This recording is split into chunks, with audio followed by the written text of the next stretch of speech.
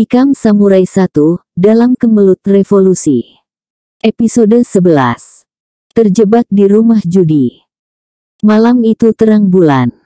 Benar bulan purnama.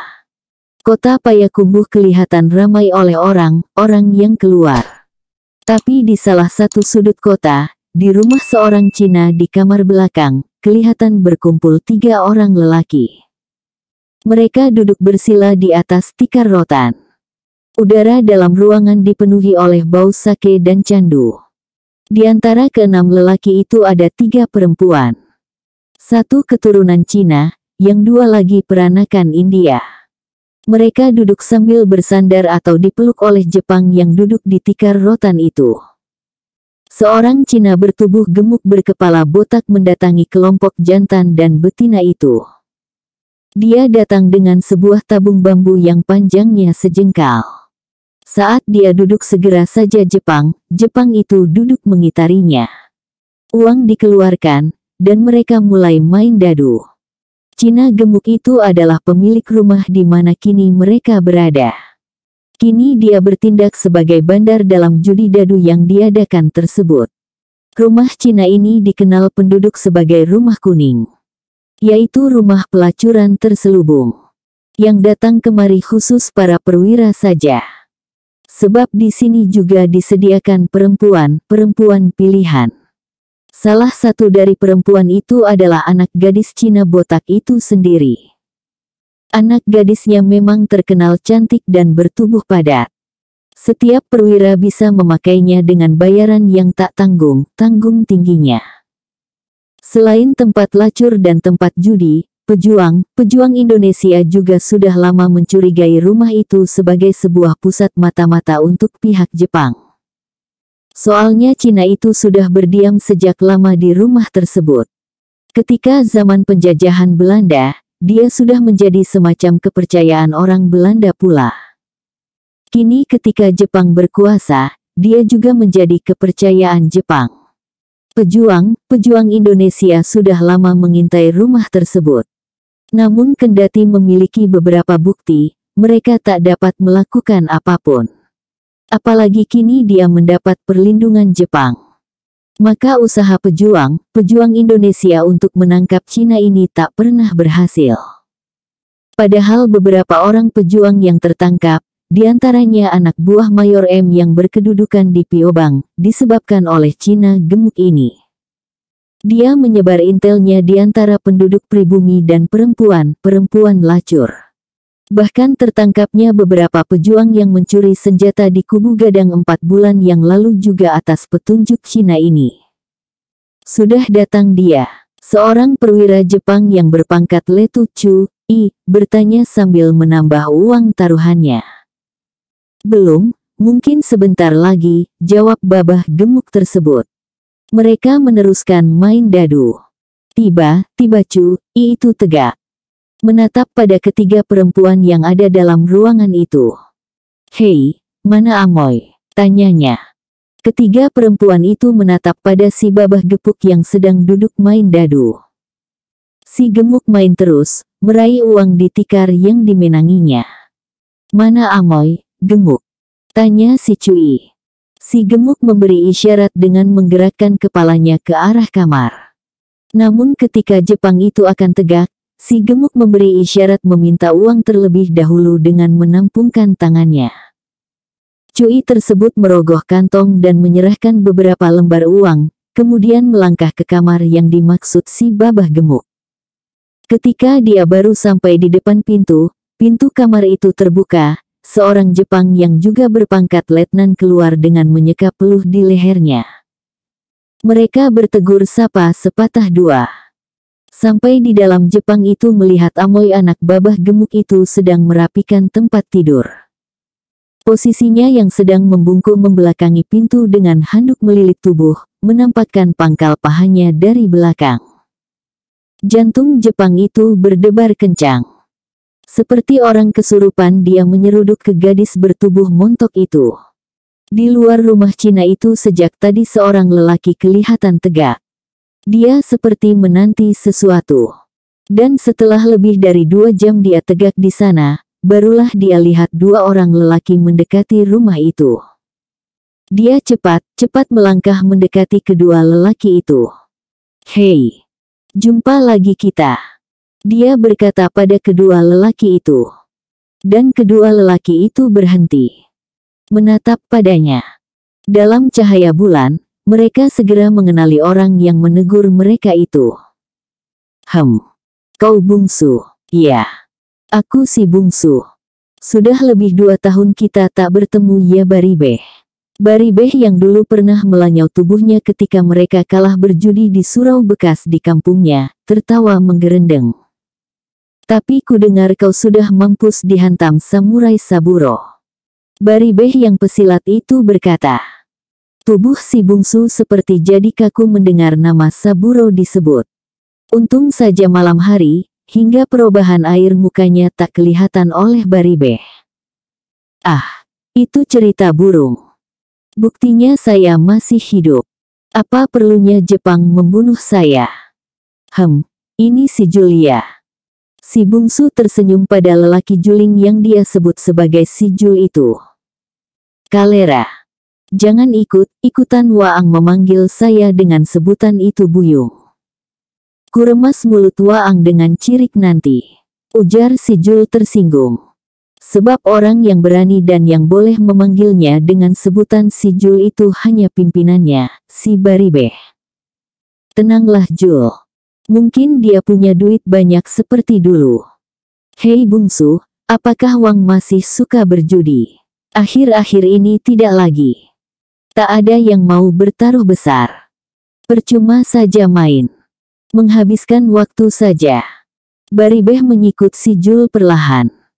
Si Jul tahu maksudnya, yaitu anak muda ini akan mereka jadikan korban lagi. "Ah, saya jeram main dengan kalian. Menang kalian ingin menerima, kalah tak membayar. Kalau sekedar tak membayar saja tak apa. Ini diri saya kalian lanyau. Itu membuat saya ngeri," ujar Bungsu. Baribeh tertawa, memperlihatkan giginya yang merah karena sirih dan runcing seperti gigi tikus. "Ah, jangan takut. Jangan takut. Di tempat ini aman. Ada orang Jepang dan Cina sebagai juri. Waang aman, percayalah. Ayo. Ayo." Si Bungsu semula seperti ragu dan takut. Tapi karena tangannya ditarik oleh Baribeh, akhirnya dia menuruti juga. Padahal dia telah menunggu kesempatan ini sejak lama. Bukankah dulu, saat dia sadar dari pingsannya setelah dilanyau Baribeh dan dua temannya, setelah semua uangnya mereka sikat di surau bekas itu, dia bersumpah akan menuntut balas. Kini kesempatan itu datang. Dia melangkah perlahan mengikuti Baribeh. Di belakangnya berjalan si Juling. Mereka memasuki rumah Babah Gemuk itu. Babah yang kini tengah asyik bermain dadu dengan dua orang tentara Jepang yang anak gadisnya tengah dilanyau oleh tentara Jepang berpangkat Chu itu. Mereka melangkah terus ke dalam. Baribeh dan si Jul nampaknya sudah terlalu biasa di rumah ini. Mereka mengenal setiap penghuni dan sudut rumah itu.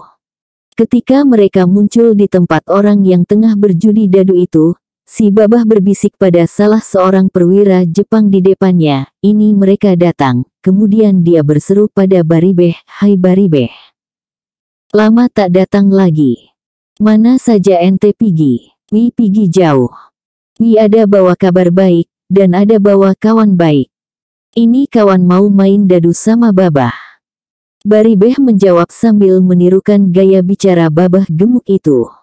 Babah Gemuk itu menatap pada si Bungsu. Demikian pula kedua serdadu Jepang itu. Kedua Jepang itu menatapnya dengan seksama.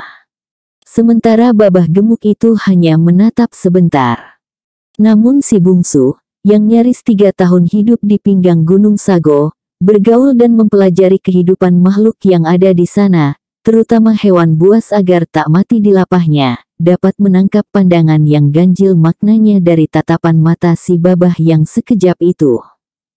Dia tak dapat mengetahui dengan pasti, apa yang harus dia curigai dari tatapan si gemuk itu. Namun firasatnya yang tajam, yang dia bawa dari pengalaman hidup sekitar 2 tahun di Gunung Sago, memperingatkan bahwa kalau terjadi apa-apa, maka yang berbahaya dan harus diawasi adalah babah gemuk yang kelihatan loyo itu. Dengan pesan naluri demikian, dia lalu mengangguk kepada mereka. Kemudian duduk agak berjarak dari kedua Jepang tadi. Baribeh dan temannya si Juling itu juga mengambil tempat duduk menghadapi si babah. Ketiga mereka yang baru datang itu belum segera bertaruh. Mereka hanya duduk memperhatikan permainan yang sedang berlangsung. Si Baribeh merogoh kantong, mengeluarkan sebuah bungkusan. Kemudian mengeluarkan semacam tembakau, tapi agak kasar. Menggulungnya besar, kemudian menghirupnya seperti menghisap cerutu. Kedua perwira Jepang yang tengah berjudi itu mengangkat kepala mencium bau asap yang dihembuskan oleh si Baribeh. Candu. Candu nomor 1, ujar yang salah seorang di antara mereka lalu meraih bungkusan si Baribeh. Menggulungnya besar-besar. Dan menghisapnya. Temannya juga ikut meniru. Kemudian si Juling.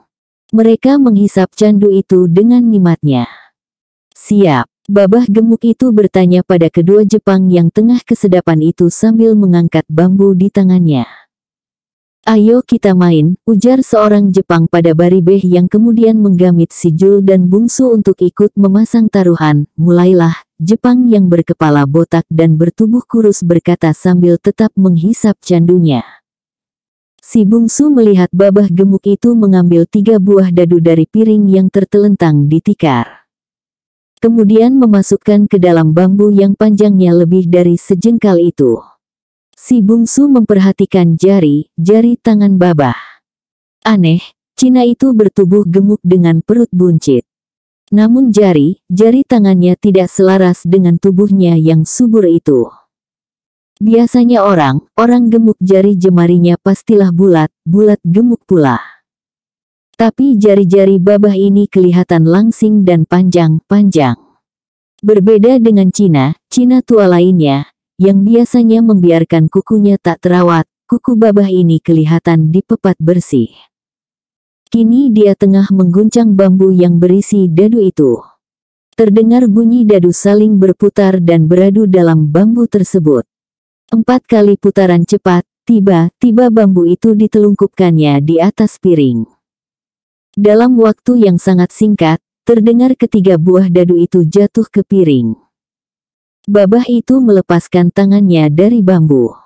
Dan bambu itu tertegak di atas piring menutupi ketiga butir dadu di dalamnya. Baribeh memasang taruhannya pada angka 2, 3 dan 4. Dia memang bertaruh begitu. Main tebak di banyak nomor. Biasanya salah satu pasti kena. Sementara si bungsu hanya memasang di 1 nomor. Dan dalam 4 kali meletakkan taruhan tadi, dia tetap bertahan memasang di 1 nomor saja. Kini pun dia bermaksud begitu, mengambil uang dari kantongnya. Kemudian meletakkan di angka 1. Si Juling memasang di nomor 4, yaitu di angka pasangan Baribeh. Babah gemuk itu mengangkat bambu yang menutupi dadu. 1. Ya, ketiga dadu itu menunjukkan angka 1 di atasnya. Baribeh tercengang. Juling tercengang. Perwira Jepang yang satu itu, yang kali ini tak ikut memasang taruhan juga tercengang. Si bungsu ternyata menebak dengan tepat dan memenangkan taruhan. Babah gemuk itu tersenyum. Kemudian membayar pada si bungsu sebanyak 6 kali lipat dari taruhannya yang dipasang. Lambat dia memasukkan lagi buah dadunya. Kemudian memutar dadu dalam bambu itu. Setelah 5 kali putaran cepat, bambu berisi dadu itu dengan cepat dia telungkupkan. Kembali terdengar suara mengerincing ketika buah dadu jatuh di atas piring di bawah telungkupnya potongan bambu. Si bungsu memasang telinganya. Kalau dulu sebelum mengungsi, selama 2 tahun ke gunung dia selalu menang main dadu adalah berkat pandainya dia main curang, maka kini lain halnya. Dulu dialah yang memegang dadu.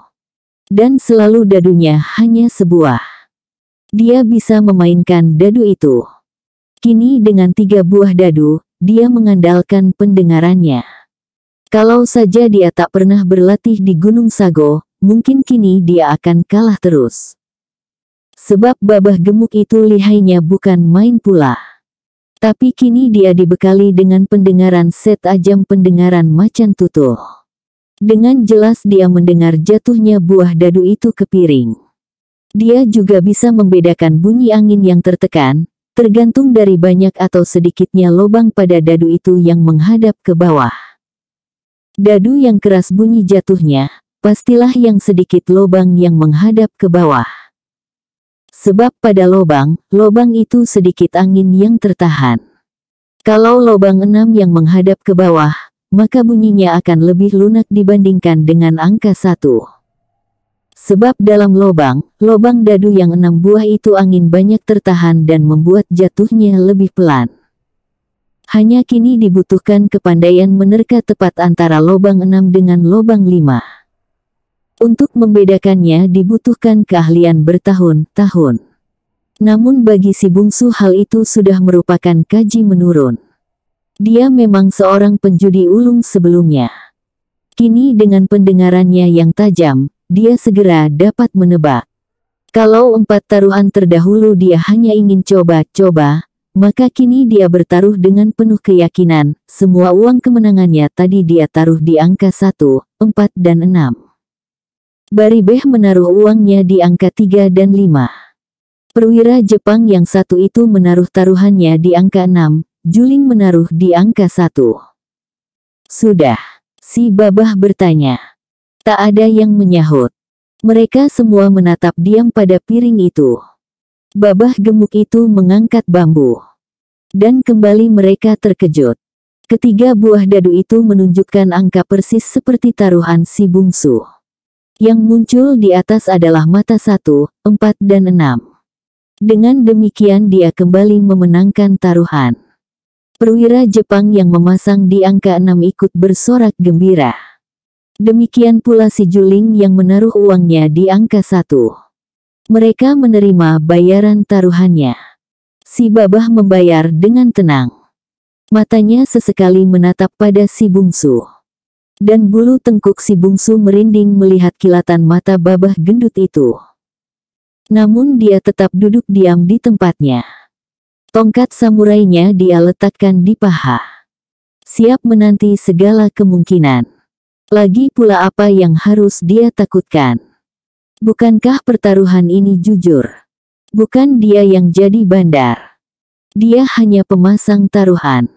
Dalam perjudian, biasanya yang selalu curang adalah bandar. Dan kini pun kalau akan ada huru-hara, maka itu hanyalah karena 2 soal. Pertama karena bandar curang, dan ini tak kelihatan tanda-tandanya. Dan kedua karena bandar atau salah satu pihak tak rela kalah. Dan ini pun tak ada atau belum ada tanda-tandanya. Meski telah membayar cukup banyak dalam 2 kali taruhan ini, tapi babah gemuk itu membayar masih dengan tersenyum. Dia tampaknya memang cukong yang siap berjudi dengan siapapun dan dalam taruhan berapapun. Kini jarinya yang panjang dan kurus itu mulai mengambil buah dadu. Memasukkan ke dalam potongan bambu dan mengangkatnya tinggi. Si bungsu kebetulan sedang menatapnya pula. Mereka saling pandang. Babah itu tersenyum. Dan kembali urat darah di tubuh si bungsu mengencang melihat tatapam dan senyum babah gemuk ini lambat tangan si babah mulai memutar bambu berisi dadu. Suara dadu terdengar bersentuhan dan berputar di dinding tabung bambu pendek itu. Mata babah gemuk itu bergantian menatap si bungsu, Baribeh, perwira Jepang dan si Juling. Menatap sambil tangannya tetap memutar tabung bambu berisi dadu tersebut. Si bungsu tidak lagi menatap pada si babah. Meskipun dia tahu babah itu memandang padanya beberapa kali selama mengguncang dadu. Tapi kini dia menunduk. Telinganya dia pasang baik-baik. Pendengarannya dia pusatkan pada biji dadu yang berputar itu. Dan tiba-tiba babah itu menghentikan putarannya. Berbeda dengan cara sebelumnya, kali ini dia tak langsung menelungkupkan tabung itu di atas piring, melainkan memegangnya dulu. Buah dadu itu berkumpul di dasar tabung. Beberapa detik berlalu. Lalu tiba-tiba, dengan amat cepat tabung bambu itu ditelungkupkan di piring di depannya. Tak ada suara buah dadu yang menyentuh piring. Sepi. Perwira Jepang itu, Baribeh dan si Juling jadi heran, sebab tak satu pun terdengar buah dadu yang jatuh ke piring. Tak satu pun. Kepandaian babah ini bukan main. Baribeh jadi kagum sebab selama ini babah itu belum pernah melakukan hal itu. Kini buah dadu itu menyentuh piring tanpa terdengar sedikit pun suaranya. Pasanglah, kata si babah perlahan. Tangannya masih tetap memegang tabung yang tertelungkup itu. Perwira Jepang itu sejenak memandang pada si bungsu. Tapi karena si bungsu masih diam, dia segera memasang taruhannya di angka 4. Baribeh dengan ragu memasang taruhannya di angka 5 dan 1. Si Juling memasang di angka 2. Si bungsu masih diam. Babah gemuk itu menatap padanya. Tidak ikut memasang, tanya si babah. Si bungsu menatap Cina itu. Mereka saling pandang. Tidak ikut bertaruh. Babah itu kembali bertanya. Sementara yang lain, termasuk 3 orang perempuan cantik yang kini duduk dekat Baribeh, Juling dan perwira Jepang itu, menatap padanya dengan diam. Pasang saja taruhannya. Babah itu berkata lagi.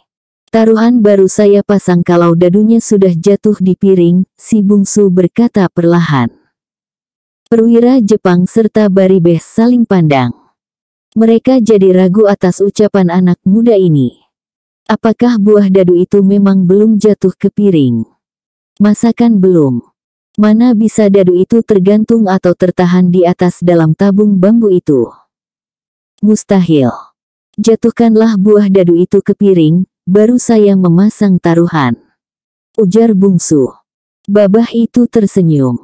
Mau tak mau dia terpaksa harus memuji keunggulan pendengaran anak muda ini. Anak muda yang luar biasa, pikirnya. Luar biasa lihainya berjudi. Sebuah dencingan halus terdengar di dalam tabung itu. Sebuah dadu jatuh. Sepi setelah itu. Si bungsu masih tetap menunduk. Memasang telinga. Sebuah dentingan lagi. Dan sepi. Babah itu mengangkat tangannya dari bambu tersebut. Perwira Jepang itu dan Baribeh kembali saling pandang. Baru 2 buah yang jatuh. Perwira itu berkata. Babah itu tersenyum sambil menatap pada si bungsu. Si bungsu mengambil semua uang yang dia menangkan dalam taruhan tadi. Kemudian meletakkan semuanya pada nomor 3 dan 5. Kemudian sepi. Tak ada yang akan merubah letak taruhan. Babah itu bertanya. Tak seorang pun yang menyahut. Babah itu kemudian mengangkat tabung bambu itu. Dan tiba-tiba semua orang, kecuali si bungsu, jadi tertegun. 2 di antara 3 dadu itu memang menunjukkan angka seperti yang ditebak si bungsu. Mata dadu yang muncul di atas adalah mata 1, 5 dan 3. Berarti 2 taruhannya menebak tepat dan benar. Dia tak memasang taruhan pada angka 1, namunan itu tak mempengaruhi kemenangannya. Si babah mulai berpeluh. Dia terpaksa tegak dan berjalan menuju biliknya. Tak lama dia muncul membawa sebuah kantong besar. Lalu duduk lagi di tempatnya tadi dan membuka kantong yang tadi dia bawa. Menatap ke uang taruhan si bungsu beberapa saat. Kemudian mulai menghitung uang yang dia ambil dari dalam kantong. Dan meletakkannya pada uang taruhan si bungsu. Si bungsu hanya menatap dengan diam. Dia tahu, meski babah itu tak menghitung taruhannya, namun babah itu tahu dengan pasti berapa harus membayar. Suatu keahlian yang jarang tersuah. Menghitung uang dari jarak tertentu tanpa menyentuhnya. Dari 100 penjudi lihai, barangkali ilmu ini hanya terdapat pada satu atau paling banyak dua pejudi. Dengan demikian, si Babah telah menunjukkan dua ilmu simpanannya. Pertama, demonstrasi tenaga dalam, yaitu tatkala tadi dia menahan ketiga dadu itu di bahagian atas tabung bambu. Perwira Jepang dan Baribeh menyangka bahwa dadu itu berada di piring. Tapi ternyata masih dia tahan melalui penyaluran tenaga dalamnya pada dinding tabung bambu itu. Dan ilmunya ini ternyata diketahui oleh si bungsu. Kedua adalah ilmu menghitung tanpa menyentuh duit sebentar ini. Dan si bungsu juga mengetahuinya. Oleh karena itu dia tak mau menghitung uang bayaran yang diberikan oleh Babah. Uang itu dia kaut dan dia letakkan di depannya. Yang ikut beruntung adalah Baribeh. Taruhannya di angka 5 juga mengena. Sementara taruhan perwira itu dan taruhan si Jul ditarik oleh si Babah. Si Babah masih tersenyum. Kemudian memungut biji dadu di atas piring, kemudian memasukkannya ke dalam tabung bambu itu. Dia memutarnya. Kemudian terbatuk. Saat itulah tiba-tiba saja ke ruangan itu berlompatan 6 orang kempetai dengan senjata terhunus. Mereka dikurung di tengah. Si bungsu secara refleks segera meraih samurainya yang terletak di paha. Namun entah bagaimana caranya, tahu-tahu samurai itu terpental jauh ke belakang terkena tendangan si Babah. Sebelum si bungsu sadar apa yang terjadi, tendangan si Babah mendarat di dadanya. Dia terguling dan segera saja muntah darah. Kepalanya berkunang-kunang. Ketika dia coba untuk bangkit, rambutnya ditarik dengan keras. Dia terduduk. Dan segera saja 4 buah sangkur terhunus ditekankan ke dada dan lehernya. Kalau kau melawan, kau kami bunuh di sini. Kempetai yang memimpin penyergapan ini mendesis dengan tajam. Si bungsu tak dapat bergerak sedikit pun. Dia melihat Babah tadi duduk dengan tenang. Begitu pula Baribeh dan si Juling.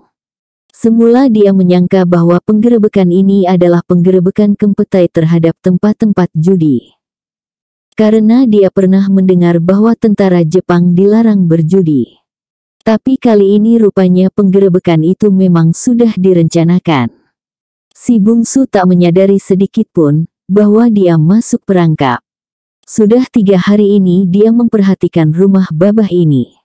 Dia mendapat informasi bahwa rumah Babah ini termasuk suatu tempat berkumpulnya para perwira untuk berjudi dan bersenang-senang dengan pelacur kelas tinggi. Dia mengawasi rumah ini untuk mengetahui jejak Saburo. Dia berharap untuk bertemu dengan kapten yang telah membantai keluarganya itu.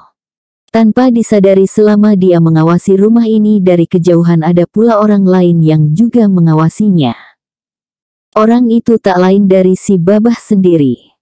Si Babah ini memang harus hati-hati. Dia tidak mau mati konyol. Oleh karena itu dia mengawasi setiap orang yang lewat di depan rumahnya. Makanya tak heran kalau kehadiran si bungsu 3 hari berturut-turut tak jauh dari rumahnya menarik perhatiannya. Si bungsu yang memata-matai rumah itu kini balik dimata-matai. Suatu hari si Babah bertemu dengan Baribeh di pasar. Dia bawa Baribeh ke suatu tempat di mana dapat melihat si bungsu dengan aman. Tentu saja si Baribeh dan si Juling mengenal anak muda itu dengan baik. Tapi mereka tak mengetahui untuk apa si bungsu tegak di sana. Mereka hanya mengetahui bahwa si bungsu sudah mati ditebas Saburo dan anak buahnya sekitar 2 tahun yang lalu. Apakah si bungsu menyangka bahwa kebocoran rahasia persembunyian datuk berbangsa dulu adalah andil Babah Gemuk ini? Babah Gemuk itu jadi was-was. Sebab rahasia bahwa di si 7 ladang laweh ada orang yang menyusun kekuatan untuk melawan Jepang, memang Babah inilah yang memberitahukannya pada kempetai.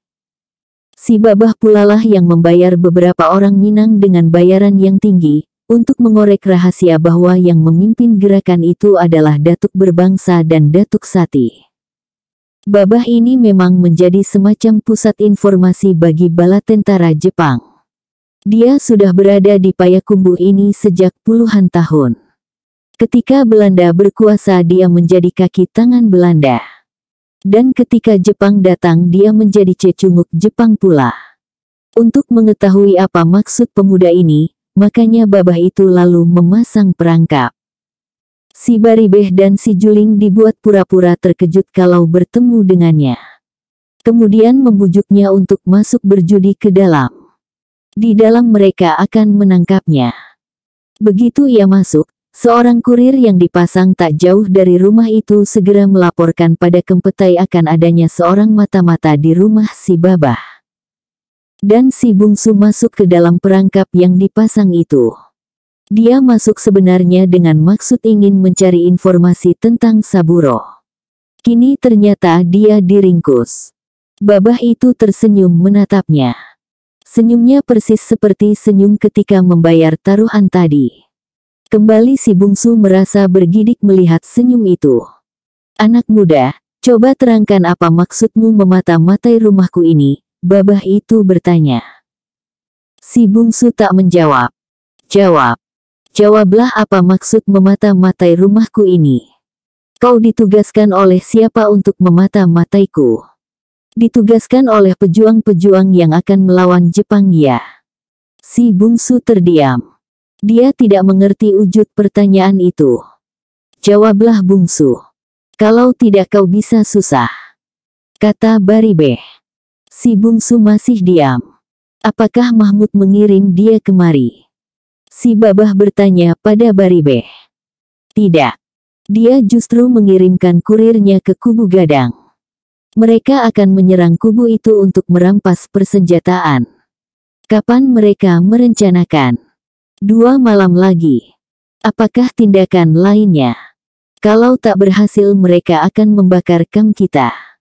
Si bungsu menatap babah dan Baribeh berganti-ganti. Menyimak pembicaraan kedua orang itu kini persoalan menjadi jelas baginya, bahwa Baribeh bekerja untuk babah Cina itu. Babah itu bekerja untuk Jepang. Mereka memata-matai kegiatan pejuang-pejuang Indonesia. Si bungsu tiba-tiba menjadi ingin muntah saking jijik dan mualnya melihat Baribeh, si Juling dan si babah. Tapi sekaligus dia juga menjadi lega. Sebab dengan pertanyaan si babah itu dia menjadi tahu, bahwa baik si Baribeh maupun pihak Jepang tak mengetahui sedikitpun bahwa dialah yang telah membunuh Jepang itu dalam bulan-bulan terakhir ini. Ini berarti pembunuhan 3 orang Kempetai di kampungnya ketika akan menangkap Salim anak imam dari masjid belum diketahui Jepang. Barangkali ketiga Jepang itu disangka melarikan diri atau lenyap begitu saja. Belum ada yang menyangka bahwa dia mati terbunuh.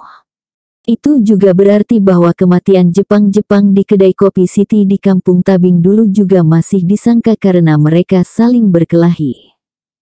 Persis seperti yang direncanakan dulu. Dan itu juga berarti bahwa Kempetai ini belum mengetahui bahwa yang membunuh Jepang di tempat pelacuran Lundang dulu itu adalah seorang pribumi. Si bungsu menjadi agak tentram. Buat sementara dia masih aman. Kini tinggal hanya bagaimana melarikan diri dari rumah babah celaka ini. Hei monyet, jawablah. Apakah maksudmu memata-matai rumahku? Babah itu memaki. Muka si bungsu jadi merah padam.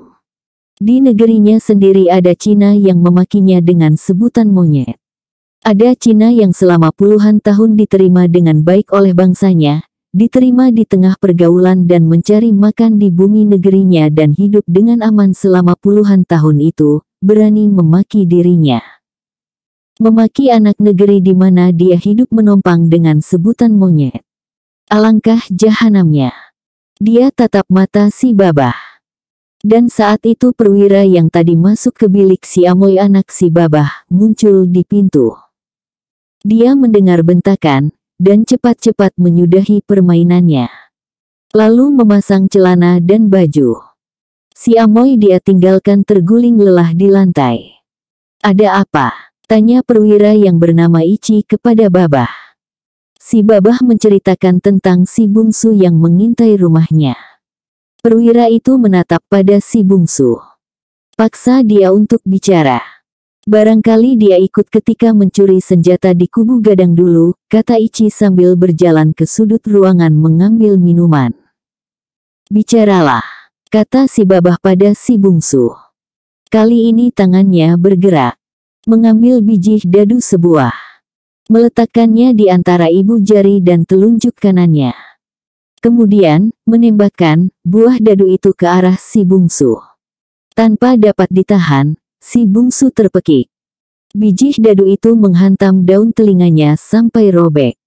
Darah mengucur dari sana. Namun si bungsu tak dapat bergerak. Sebab 4 bayonet masih menekan dada dan lehernya.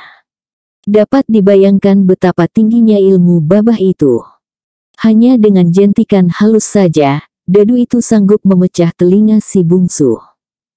Tidak hanya berilmu tinggi, tapi sekaligus berhati sadis. Jawablah.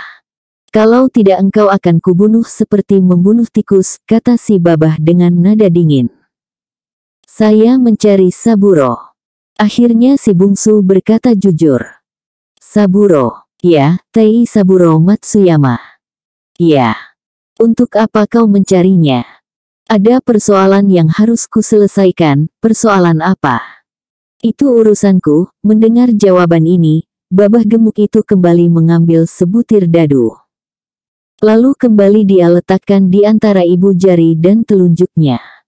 Kemudian dia sentilkan ke arah si bungsu.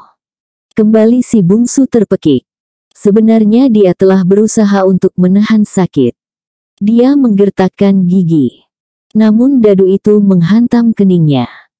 Namun babah gemuk itu bukan main lihainya. Dadu itu menyerempet kening si bungsu sedemikian rupa. Mula pertama dadu itu menjitak dahi si bungsu. Sakitnya bukan main, kemudian melesat merobek kulit keningnya arah ke belakang.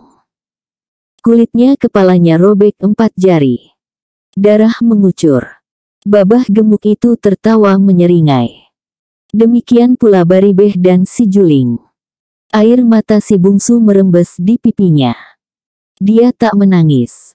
Tapi air mata itu adalah air mata menahan sakit. Dia menyumpahi dirinya yang dengan mudah masuk ke dalam perangkap orang-orang sadis ini. Si bungsu bersumpah, kalau dia kelak dapat membalas, maka babah gemuk ini adalah orang pertama yang paling nista dia perbuat. Dia akan cincang perut gendutnya itu. Dia benar-benar bersumpah untuk itu. Tekadnya untuk hidup makin menyala. Bersambung ke episode 12. Terjebak di rumah judi 2.